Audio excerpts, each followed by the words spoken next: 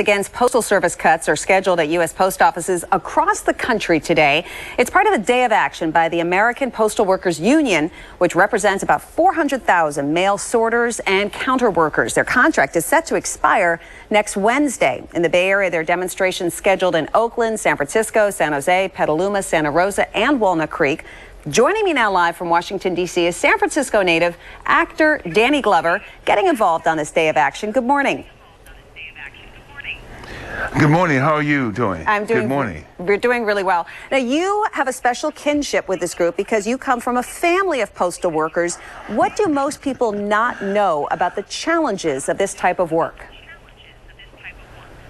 Well, I think on the one hand, you made me smile when you said that I come from a family, you know, because most of my acculturation as a young child came about through by way of the fact that my parents were postal employees and proud postal employees.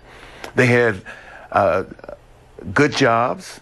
They had jobs that situated them in the middle class, allowed them to buy their first home, allowed them to raise a family and everything else. And there was a sense of pride that went into this, you know. There was a sense of camaraderie that went among postal employees, All right, you know. Mr. Glover, we're almost out of time. I'm really sorry, we're almost out of time. So what is your goal for this day? What do you want to accomplish? Well, you should have given me more time. That's the first thing, okay? So why don't you go on? If you don't have enough time, then don't bother. Just don't give me 2 minutes. I'm from San Francisco and Oakland. That's the least you could have done, is giving me more time. I'm not somebody who's just moved by the wayside. I took this on because I think it's something important for the public to know. They are the losers in this process. And in a democracy, their voice has to be heard in this, okay? Absolutely, if that's all you want to do.